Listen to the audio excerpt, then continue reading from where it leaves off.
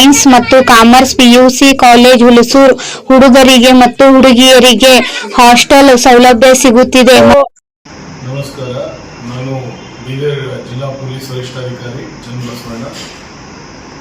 ಸಾರ್ವಜನಿಕರ ಒಂದು ಗಮನಕ್ಕಾಗಿ ಇತ್ತೀಚೆಗೆ ಸೈಬರ್ ಅಪರಾಧಗಳನ್ನು ಮಾಡುವಂತಹವರು ವಿವಿಧ ರೀತಿಯಲ್ಲಿ ತಂತ್ರಾಂಶಗಳನ್ನು ಬಳಸಿಕೊಂಡು ಸಾರ್ವಜನಿಕರ ಅಕೌಂಟ್ನಲ್ಲಿರುವಂತಹ ಹಣವನ್ನು ಕಳ್ಳತನ ಮಾಡುವಂತಹ ಪ್ರಕರಣಗಳು ಏನಂದರೆ ಎಲ್ಲೆಡೆ ರಿಪೋರ್ಟ್ ಆಗ್ತಾ ಇದೆ. ಅದರಲ್ಲಿ ವಿಶೇಷವಾಗಿ ಆಂಡ್ರಾಯ್ಡ್ ಅಪ್ಲಿಕೇಶನ್ ಏನಂದರೆ ಫೈಲ್ಗಳನ್ನು ಕಳಿಸ್ತಾರೆ. APK ಫೈಲ್ ಅಂತ ಇರ್ತದೆ, ಅದು ತಮ್ಮ ವಾಟ್ಸಪ್ಗಳಲ್ಲಿ ಬರ್ತದೆ.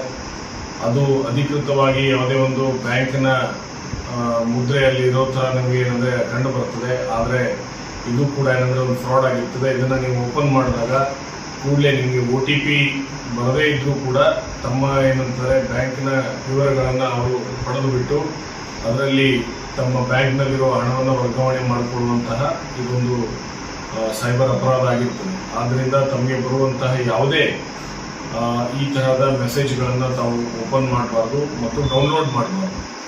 ಜೊತೆಗೆ ರಾಷ್ಟ್ರೀಯ ಬ್ಯಾಂಕ್ಗಳಾಗಲಿ ಯಾವುದೇ ಬ್ಯಾಂಕ್ಗಳಾಗಲಿ ತಮ್ಮ ಖಾತೆಯಲ್ಲಿ ಜಮಾವಣೆ ಅಥವಾ ಖರ್ಚಾದ ಹಣದ ಬಗ್ಗೆ ಮಾತ್ರ ಏನಂದರೆ ಅವರ ಸಂದೇಶದ ಮಾಹಿತಿಯನ್ನು ಕಳಿಸ್ತಾರೆ ಹೊರತು ಯಾವುದೇ ರೀತಿಯಾದಂತಹ ಬೇರೆ ಮೆಸೇಜ್ಗಳನ್ನು ತಮಗೆ ಕಳಿಸೋದಿಲ್ಲ.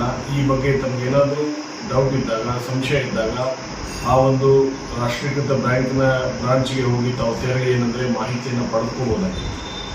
ಜೊತೆಗೆ ಈ ತರಹದ ಅಪರಾಧಗಳ ತಾವು ವಿಕ್ಟಿಮ್ ಆದಂತಹ ಸಂದರ್ಭದಲ್ಲಿ ಕೂಡಲೇ 1930ಗೆ ತಾವು ಕಾಲ್ ಮಾಡಿ ಈ ಬಗ್ಗೆ ದೂರು ದಾಖಲಿಸಿದರೆ ಆ ಒಂದು ಏನು ಅಕೌಂಟ್ಗಳಿಂದ ಆಗಿರುತ್ತದೆ ಅದನ್ನು ಕೂಡಲೇ ಫ್ರೀಸ್ ಮಾಡಿ ಮುಂದಿನ ತನಿಖೆ ಮಾಡಲಿಕ್ಕೆ ಸಹಾಯ ಆಗ್ತದೆ.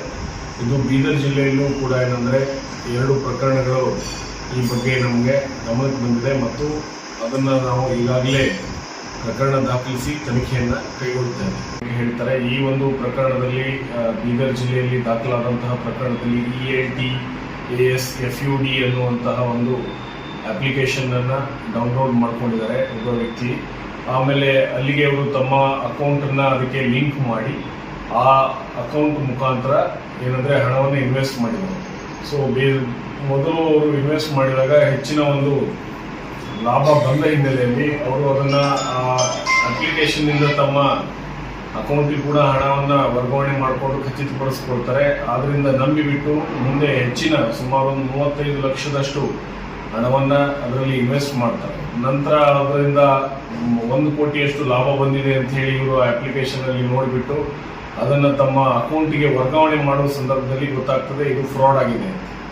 ಸೊ ಆದ್ದರಿಂದ ಈ ಥರದ ಆನ್ಲೈನ್ ಟ್ರೇಡಿಂಗ್ ಆ್ಯಪ್ಗಳನ್ನು ಕೂಡ ಸೃಷ್ಟಿ ಮಾಡಿ ಜನರು ಏನಂದರೆ ಇವತ್ತು ಮೋಸ ಹೋಗ್ತಾ ಇದ್ದಾರೆ. ಈ ಬಗ್ಗೆ ಎಚ್ಚರವಾಗಿರಬೇಕು.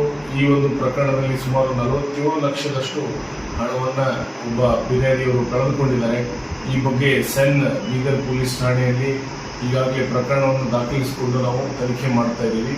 ಸಾರ್ವಜನಿಕರು ಇಂತಹ ಯಾವುದೇ ರೀತಿಯಾದಂಥ ಆನ್ಲೈನ್ ಟ್ರೇಡಿಂಗ್ ಅಪ್ಲಿಕೇಶನ್ಗಳನ್ನು ಡೌನ್ಲೋಡ್ ಮಾಡುವುದಕ್ಕಿಂತ ಮುಂಚೆ ಬಹಳ ಎಚ್ಚರ ವಹಿಸಬೇಕು ಅಂತ ಹೇಳಿ ಇಲ್ಲಿ ತಮ್ಮಲ್ಲಿ ಕೇಳಿಕೊಳ್ತೇನೆ.